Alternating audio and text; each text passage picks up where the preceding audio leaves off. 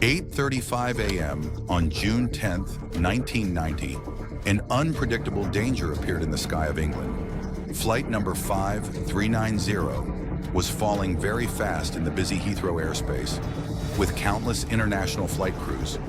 The risk of a collision could happen at any time, and what was more terrible was that the flight's captain, Lancaster, had been sucked out of the cockpit and was lying motionless.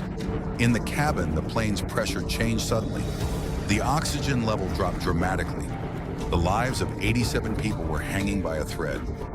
And no one could have imagined that the fate of the entire flight would be decided by the passengers, who did not even have any professional knowledge of aviation.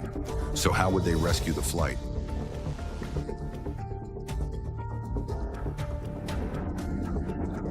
Will a miracle happen in one of the most rare accidents in the history of the world aviation industry? Without keeping you waiting, let's fasten our seatbelts, get to Flight British Airway 5390, ready to take off.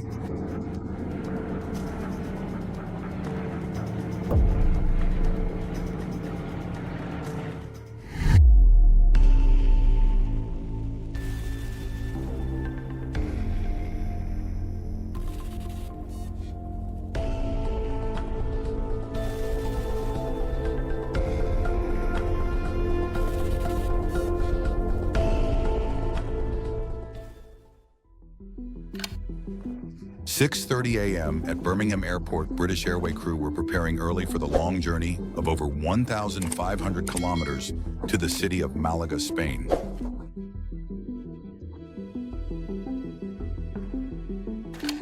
The captain of the flight was Timothy Lancaster, 42 years old, who had 21 years of experience on commercial flights with 11,050 flying hours.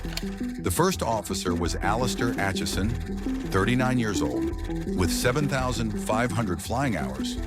He had just joined the British Airways crew. There were also 4 crew members and 81 passengers, all of whom were very eager to go to the beautiful city of Malaga.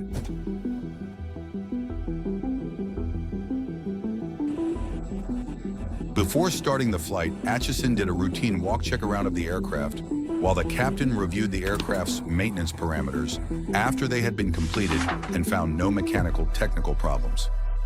8:20 local time, the first officer cleared the plane for takeoff.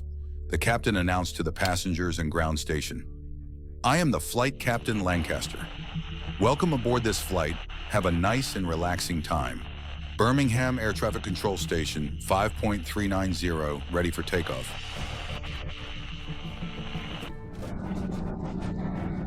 British Airways Jet BAC 111528SL slowly moves off the runway.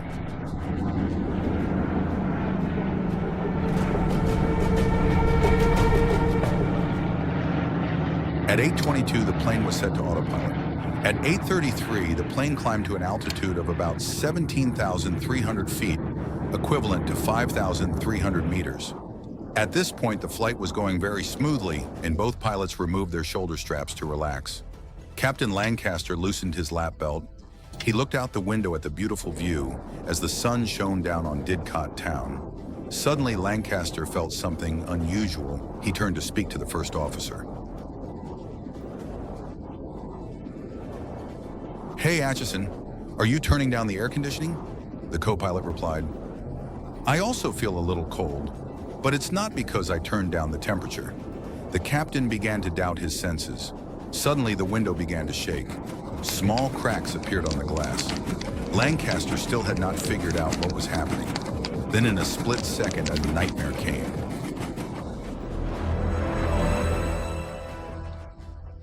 As flight attendant Nigel Ogden opened the cockpit door to bring food to the crew, there was a loud bang. Steam began to pour in and cover the cabin. The windshield on the captain's side was blown into the air. Captain Lancaster was immediately sucked out by the rush of air from the decompression, and Ogden quickly grabbed his ankle. The extremely strong wind caused him to be pinned to the roof of the cockpit. His head and upper body were thrown out, exposed to the wind and extreme cold, while the captain's knees were stuck in the plane's controls. At this moment, the autopilot mode also immediately stopped working. The plane suddenly dropped in altitude. The plane's door was blown in, pressing on the control panel, blocking the throttle control panel, causing the plane to accelerate and rush forward. In addition, the suction force caused debris from the passenger compartment to fly straight into the cockpit. The flight documents were also blown away by the wind. The plane shook violently, passengers started screaming in panic. Luggage kept falling down. The flight attendants quickly calmed them down and instructed them to brace themselves so they could land at any time. Outside, the weather was extremely harsh. The temperature was about minus 17 degrees Celsius. The BAC-11 was flying at a speed of 650 kilometers per hour. At this time, not only the captain was in danger, but all the lives of the 87 people on the plane were in a state of hanging by a thread. All had to rely on the co-pilot Aviation. He immediately replaced the captain to control the plane, even though Aviation had just joined the crew and did not have much experience on the BAC-11. But he tried to stay calm because at this moment he did not allow himself to be stressed, because if he made just one wrong step, the flight would become a disaster. He tried to reactivate the autopilot and sent out a distress call. A TC-5390 needs help. There was an explosion on the plane, requesting an emergency landing. ATC received the signal and immediately responded. But at this time, due to the strong wind, the co-pilot could not hear the instructions from the ground station anymore. On his hand, there was only a buzzing sound and a danger warning bell.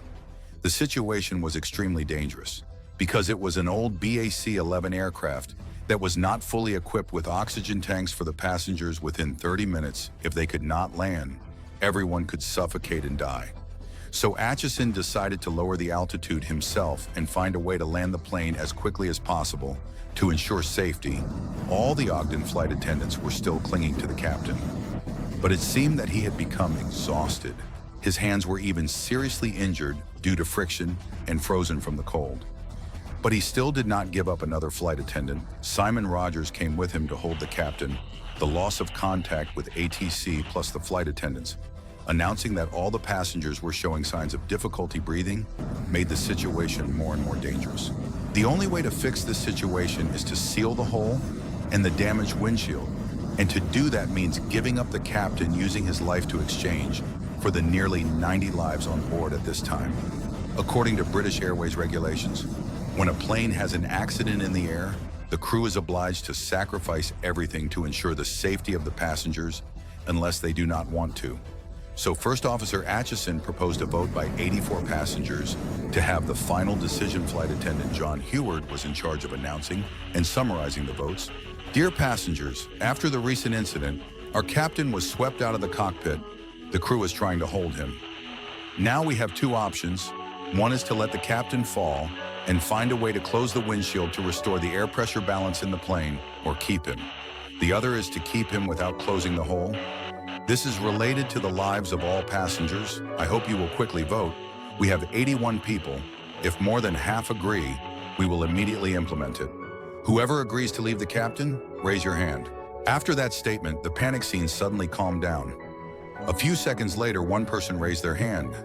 Then 2 people, 5 people, 10 people, 20 people saw this state. The flight attendant tried to control their sad emotions, not to let the tears flow down below. There were a total of 40 arms raised. They thought that just because of one person, they would not abandon the lives of all the others. Suddenly, a loud cry from a child about 10 years old rang out. Mom, don't raise your hand. If you raise your hand, the captain will have to die. We have Dad and Mina waiting. The captain too. He has a family. They also hope he will come back. That scream woke up everyone around a boy who could still understand things like that. Adults like them. Why were they so selfish? Arms started to drop down one after another, anyway up to now. They were all on a flight, so let's all just let fate decide. Some still showed disagreement, but then also lowered their hands, so there was a result. Captain Lancaster was kept. But the current situation of the captain was extremely bad. His head and hands continuously hit the fuselage. Blood flowed out. His eyes were wide open, motionless. The people in the cockpit started to think he was dead. They looked at each other in fear. Rogers tried to calm down. No matter what, he would not give up. Captain Ann and Simon used the seatbelt to tie Lancaster to the seat and freed his legs. They believe that the captain is a strong warrior and he will definitely not surrender.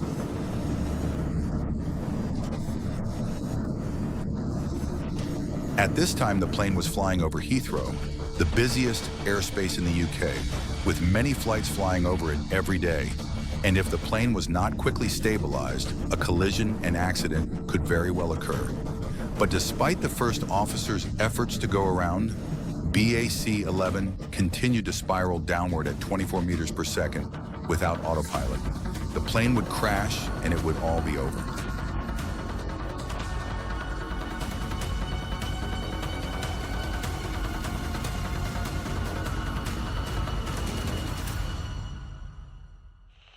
At this seemingly hopeless moment, the first officer could hear the announcement from the air traffic control tower, opening the first ray of hope. ATC instructed him to land at Southampton Airport.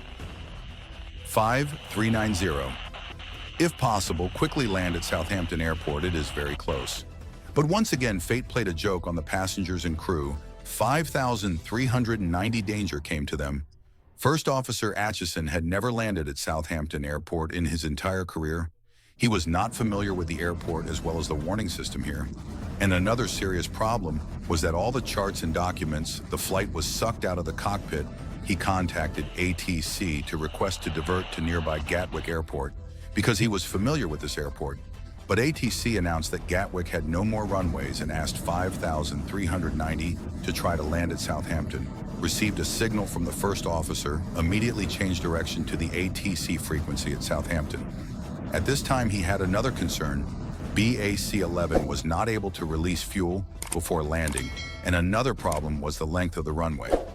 Was it enough when the plane needed a minimum runway of 1,800 meters to be able to land safely? ATC, this is 5390. Please respond. Southampton has received the signal. I need help. I have never landed at this airport before. Rest assured, I will guide friend. I have one more concern. Please confirm the length of the runway is acceptable. BAC-11, we need at least 1,800 meters. So land on runway 5. It is enough for your request. It is our largest runway. Aitchison breathed a sigh of relief and set up the landing. According to the controller's instructions at the same time, he did not forget to inform them about the incident of the plane and the current situation of the captain. The air traffic control was extremely surprised by what heard and then immediately mobilized the rescue team to the scene.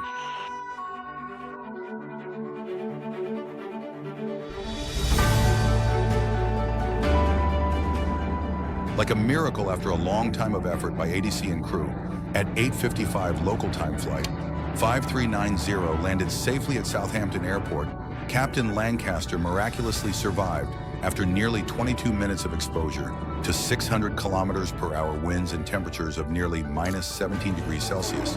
He was taken to hospital in a state of frostbite, bruises, broken bones in his right hand, left thumb, and right wrist. Chief Flight Attendant Ogden only suffered minor injuries. All remaining passengers and crew were safe and without any injuries.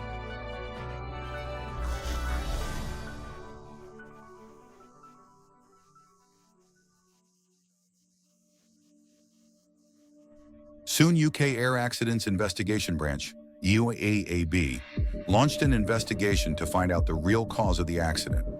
They discovered shocking details about the aircraft's maintenance procedures. The engineers did not follow British Airways' maintenance policy. The BAC-11 aircraft had its windshield replaced 27 hours before flight. Due to haste, the windshield was installed with incorrect bolts. It was secured with 91 bolts, but 84 of them were 0.66 millimeters narrower than the specified size. This resulted in the bolts being too small to withstand the air pressure difference between the cabin and the outside air of the aircraft. The result of this carelessness was the cause of the accident. In addition, there was a secret revealed at the last minute that made everyone feel amazed.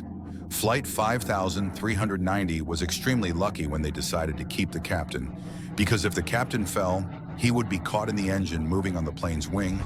Then the plane would definitely be damaged, and the fate of all the people on the plane would be difficult to decide.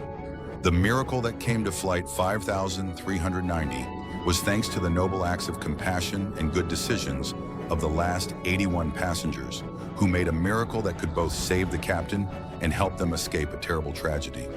Perhaps their kindness and their act of sacrifice for others helped them receive blessings.